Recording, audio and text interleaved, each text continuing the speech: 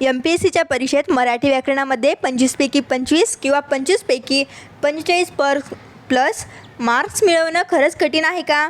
बरेच जण म्हणतात नियम खूप आहेत, घोळ होतो. पण मित्रांनो, आजच्या व्हिडिओनंतर तुमचा हा दृष्टिकोन बदलणार आहे. कारण आज आपण मराठी व्याकरणातील अशा काही सुपर ट्रिक्स पाहणार आहोत ज्याने तुमचे मार्क्स एका मार्कानेही चुकणार नाहीत. जर तुम्हाला या वेळेस पोस्ट काढायची असेल तर हा व्हिडिओ शेवटपर्यंत नक्की पहा.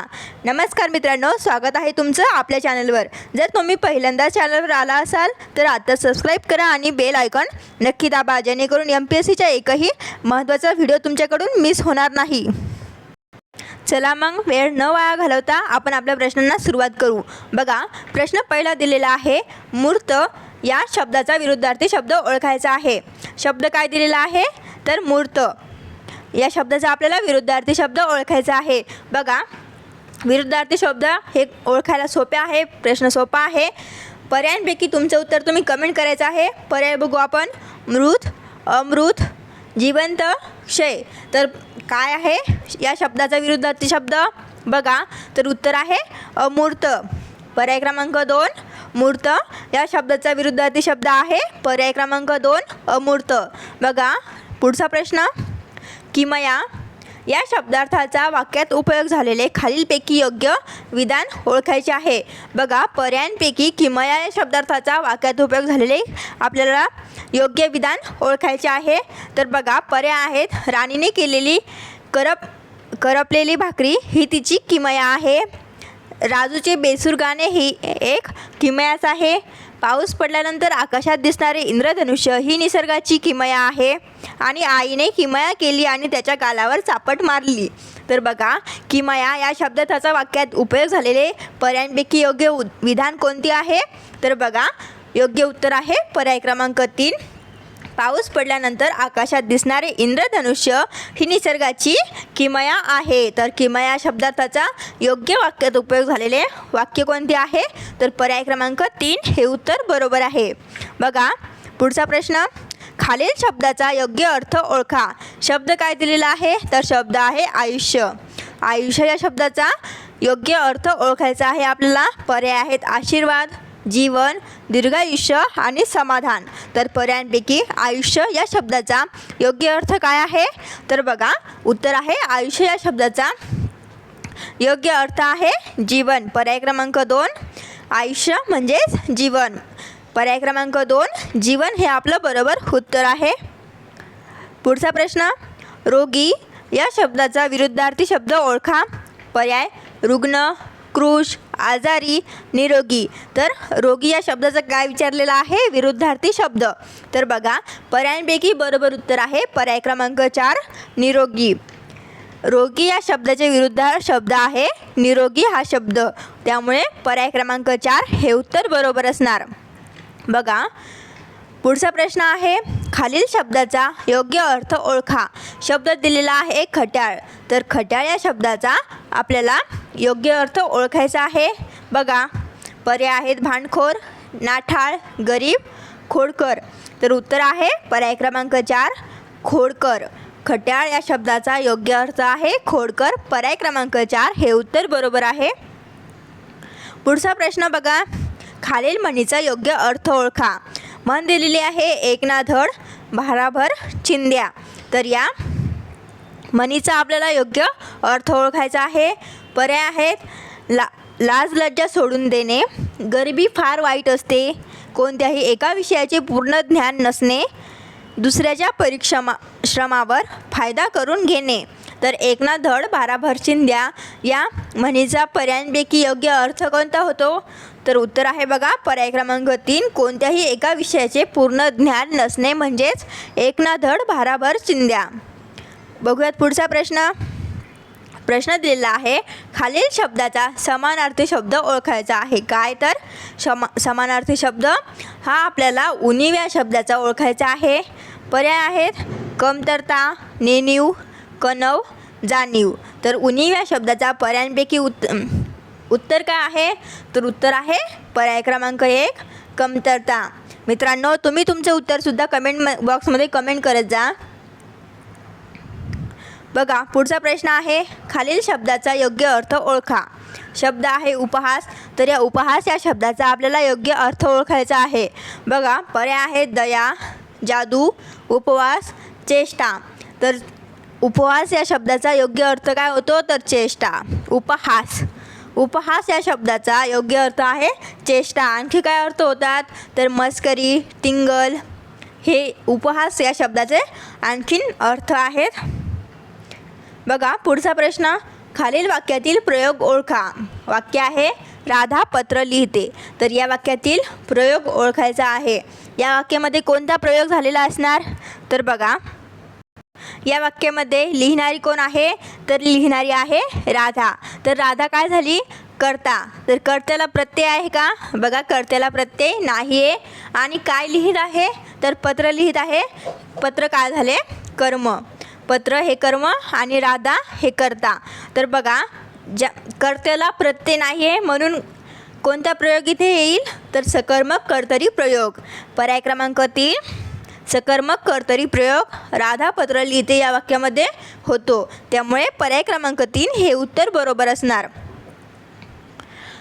पुढचा प्रश्न आहे खालील म्हणीचा योग्य अर्थ ओळखा. म्हण आहे अति राग भीक माग. तर पर्याय आहेत बघा, अति रागाने कल्याण होते, अति रागाने आयते खायला मिळते, अति रागाने एखादे नृत्य केले असेल तर त्याचे परिणाम अत्यंत वाईट असतात, दुसऱ्याचा पैसा हवा तसा उधळणे. अति राग भीक माग पर्यायांपैकी या म्हणीचा अर्थ काय होणार तर उत्तर आहे बघा पर्याय क्रमांक 3 अति रागाने एखादे कृत्य केले असेल तर त्याचे परिणाम हे अत्यंत वाईट असतात. हे या प्रश्नाचं उत्तर आहे. बघा पुढचा प्रश्न, काळजाला घरे पडणे. वाक्य काय आहे काळजाला घरे पडणे या शब्दार्थाचा वाक्यात बघा, हे काळजाला घरे पडणे हे काय आहे तर शब्दार्थ. या शब्दार्थाचा वाक्यात उपयोग झालेले खालीलपैकी योग्य विधान ओळखायचे आहे. बघा पर्याय आहेत, रामरावने जावयाला सोन्याची अंगठी देऊन त्याच्या काळजाला घरे पाडली. भांडणात आक्रस थाळीसून अवमान करत सासूच्या काळजाला घरे पाडत होती.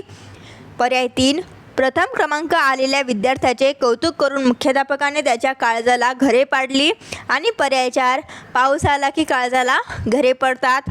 तर बघा उत्तर काय असणार आहे तर उत्तर आहे पर्याय क्रमांक 2 भांडणात आक्रस थाळीसून अवमान करत सासूच्या काळजाला घरे पडली. घरे पडली म्हणजेच काय तर प्रचंड दुःख होणे. पुढचा प्रश्न बघूयात आपण. बघा प्रश्न आहे वाक्याचा प्रकार ओळखायचा आहे. वाक्य आहे माझे नाव कविता आहे. तर माझे नाव कविता आहे या वाक्याचं काय ओळखायचं आहे तर प्रकार ओळखायचा आहे. बघा पर्यायांपैकी तुम्ही तर तुमचं उत्तर कमेंट बॉक्समध्ये नक्कीच कमेंट करायचं आहे. आपण पर्याय बघूयात. बघा संकेतार्थी वाक्य, प्रश्नार्थी वाक्य, विधानार्थी वाक्य आणि आज्ञार्थी वाक्य. तर प्रकार कोणता होतो माझे नाव कविता आहे या वाक्याचा तर बघा हे वाक्य कसे आहे तर साधे सरळ हे वाक्य आहे. त्यामुळे इथे कोणता प्रयोग होणार तर पर्याय क्रमांक 3 विधानार्थी वाक्य आहे. हे वाक्याचा प्रकार आहे विधानार्थी वाक्य. हे वाक्य सरळ साधे वाक्य असल्यामुळे वाक्याचा प्रकार आहे विधानार्थी वाक्य. पर्याय क्रमांक 3 विधानार्थी वाक्य हे उत्तर बरोबर आहे. बघूयात आपण पुढचा प्रश्न, खालील वाक्यप्रचाराचा योग्य अर्थ ओळखायचा आहे. वाक्यप्रचार बघा गोगलगाय अन पोटात पाय. तर या वाक्याचा आपल्याला योग्य अर्थ ओळखायचा आहे. बघा पर्याय आहेत, वरून गरीब दिसणारा आतून दयाळू असतो, वरून गरीब दिसणारा आतून कपटी असतो, वरून गरीब दिसणारा आतून प्रेमळ असतो. पर्याय 4 वरून गरीब दिसणारा हा आतून शांत असतो. तर गोगलगाय अन पोटात पाय या वाक्यप्रचाराचा पर्यायांपैकी योग्य अर्थ काय आहे तर उत्तर आहे बघा पर्याय क्रमांक 2 वरून गरीब दिसणारा पण आतून हा कपटी असतो. काय आहे या वाक्याचा उपयोग वाक्याचा अर्थ, वरून गरीब दिसणारा आतून कपटी असतो हा गोगलगाय अन पोटात पाय या वाक्यप्रचाराचा योग्य अर्थ आहे. उत्तर पर्याय क्रमांक 2 हे आहे. पुढचा प्रश्न, शिस्त या शब्दाचा विरुद्धार्थी शब्द ओळखायचा आहे. बघा शब्द काय आहे तर शिस्त या शब्दाचा विरुद्धार्थी शब्द काय आहे. पर्यायांपैकी तुम्ही तुमचं उत्तर कमेंट करा. उत्तर आहे बेशिस्त. पर्याय क्रमांक 2 शिस्त विरुद्ध शब्द बेशिस्त. बघा पुढचा प्रश्न, खालील शब्दाचा समास ओळखा. तर शब्द आहे प्रतिवर्ष. प्रतिवर्ष या शब्दाचा काय ओळखायचा आहे, तर समास. कोणता समास आहे, द्विगु समास, अव्ययीभाव समास, तत्पुरुष समास, बहुव्रीही समास. तर या पर्यायांपैकी प्रतिवर्ष या शब्दाचा समास कोणता असेल, तर बघा प्रतिवर्ष म्हणजेच याचं काय होतं, तर प्रत्येक वर्षी. प्रतिवर्ष प्रत्येक वर्षी. तर काय होणार, समास अव्ययीभाव समास. पर्याय क्रमांक 2 उत्तर काय आहे, अव्ययीभाव समास. पुढचा प्रश्न, खालीलपैकी विकल्पबोधक उभयान्वयी अव्यय वापरून वाक्यरचना केलेले योग्य विधान ओळखा. पर्याय बघा, विजा चमकल्या परंतु पाऊस पडला नाही. माझी सहल काश्मीर किंवा राजस्थानला जाईल. जर डोकं दुखत असेल तर चहा घे. डोकं दुखत होतं म्हणून मी चहा घेतला. तर पर्यायांपैकी विकल्पबोधक उभयान्वयी अव्यय वापरून वाक्यरचना केलेले योग्य विधान कोणते, तर उत्तर आहे पर्याय क्रमांक 2 माझी सहल काश्मीर किंवा राजस्थानला जाईल. तर हे विकल्पबोधक उभयान्वयी अव्यय आहे. बघा, किंवा ने काश्मीर व राजस्थान हे 2 विकल्प दाखवले आहे या वाक्यामध्ये. किंवा काश्मीर किंवा राजस्थान. तर किंवा हे काय आहे, विकल्पबोधक. म्हणून उत्तर आहे पर्याय क्रमांक 2. पुढचा प्रश्न आहे, खालीलपैकी विकल्पबोधक उभयान्वयी अव्यय वापरून वाक्यरचना केलेले योग्य विधान ओळखा. सॉरी, हा प्रश्न रिपीट झाला आहे. आपण नेक्स्ट क्वेश्चन घेऊ. माझी जन्मठेप हे आत्मचरित्र कोणाचे आहे. बघा, आत्मचरित्र आहे माझी जन्मठेप. तर हे आत्मचरित्र कोणाचे आहे, पर्याय आहेत साने गुरुजी, विनोबा भावे, गो. नि. दांडेकर, विदा सावरकर. तर उत्तर काय आहे, कोणाचे हे आत्मचरित्र आहे, तर उत्तर आहे पर्याय क्रमांक 4 विदा सावरकर यांचे हे आत्मचरित्र आहे. आत्मचरित्राचे नाव माझी जन्मठेप. विदा सावरकर यांचे अजूनही आत्मचरित्र आहेत. बघा कोणते, तर 1857 स्वातंत्र्य समर. दुसरे आहे तेजस्वी तारे, काळे पाणी, संगीत उशाप. हे त्यांचे आत्मचरित्र आहे. नेक्स्ट क्वेश्चन बघा, उजव्या सोंडेच्या बाहुल्या ही कादंबरी कोणी लिहिली आहे, तर कोणी लिहिली आहे, पर्याय रंगनाथ पठारे, प्रवीण बांदेकर, राजा गवस, प्रमोद मुजुमदार. तर उत्तर आहे प्रवीण बांदेकर. उजव्या सोंडेच्या बाहुल्या ही कादंबरी लिहिली आहे प्रवीण बांदेकर यांनी. प्रश्न बघा, खालील शब्दाचा योग्य अर्थ ओळखा. शब्द आहे उपवन. उपवन या शब्दाचा योग्य अर्थ काय आहे, पर्याय जंगल, बगीचा, वन, राई. तर पर्यायांपैकी उत्तर काय आहे, उपवन या शब्दाचा अर्थ होतो बगीचा. पर्याय क्रमांक 2 बगीचा हे उत्तर बरोबर आहे. बघा नेक्स्ट क्वेश्चन, खालील वाक्यातील प्रयोग ओळखायचा आहे. बघा वाक्य बघा, तरी अवधान ऐकले देईजे, मग सर्व सुखाजी पात्र होईजे.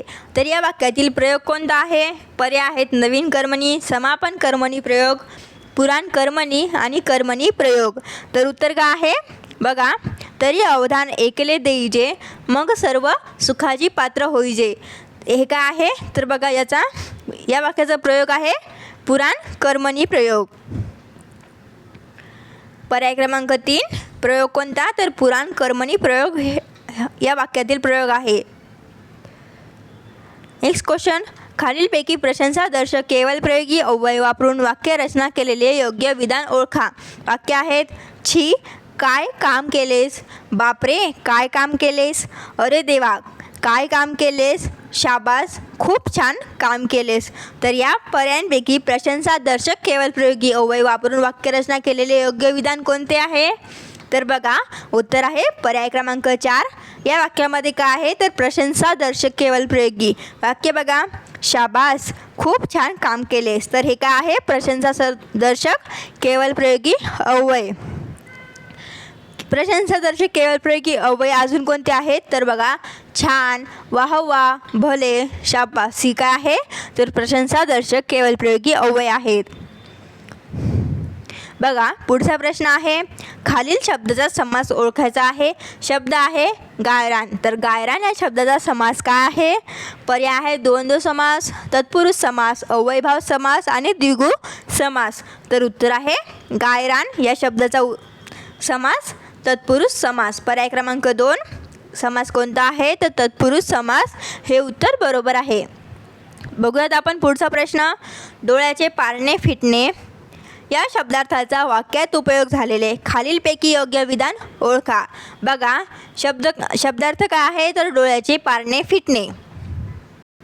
या वाक्यप्रचाराचा अर्थ काय होतो तर बघा एखादे दृश्य बघून अत्यानंदित होणे. अत्यानंदित म्हणजे अति आनंद होणे. डोळ्याचे पारणे फिटनेस म्हणजे एखादे दृश्य बघून अत्यानंदित होणे. तर पर्यायापैकी उत्तर काय असेल. पर्याय बघूया. बाळाने ग्लास फोडलेला बघून आईच्या डोळ्याचे पारणे फिटले. हे उत्तर होऊ शकतं का तर नाही. बघा व्यसनी मुलाचे वागणे पाहून वडिलांच्या डोळ्याचे पारणे फिटले. हे सुद्धा नाही. काश्मीरचे निसर्ग सौंदर्य पाहून माझ्या डोळ्याचे पारणे फिटले. या वाक्यामध्ये काय आहे तर आनंद होतो. काश्मीरचे निसर्ग सौंदर्य पाहून माझ्या डोळ्याचे पारणे फिटले. इथे काय आहे बघा अत्यानंदित होत आहे या वाक्यामध्ये. नंतरचं वाक्य पुरात झालेले नुकसान पाहून शेतकऱ्याच्या डोळ्याचे पारणे फिटले. हे वाक्यसुद्धा वाक्यात उपयोग झालेला आहे. हे वाक्यसुद्धा नाही आहे. त्यामुळे उत्तर आहे पर्याय क्रमांक 3 काश्मीरचे निसर्ग सौंदर्य पाहून माझ्या डोळ्याचे पारणे फिटले. बघूयात नंतरचा प्रश्न. सनातन ही कादंबरी कोणी लिहिली तर कोणी लिहिली आहे. पर्याय आहे दया पवार, शरणकुमार निंबाले, नामदेव ढसाळ. पर्याय 4 लक्ष्मण माने. तर उत्तर काय आहे. उत्तर आहे पर्याय क्रमांक 3 उत्तर आहे पर्याय क्रमांक 2 शरणकुमार निंबाळे हे सनातन या कादंबरीचे लेखक आहेत. तर मित्रांनो अशा सोप्या भाषेत संपूर्ण मराठी व्याकरणाचा सिलेबस कव्हर करायचा असेल तर चॅनलला सबस्क्राईब करायला विसरू नका. हा व्हिडिओ तुमच्या MPSC करणाऱ्या किमान 3 मित्रांसोबत शेअर नक्की करा. भेटूया पुढच्या व्हिडिओमध्ये एका नवीन धमाकेदार ट्रिकसोबत. तोपर्यंत अभ्यासात सातत्य ठेवा. बाय.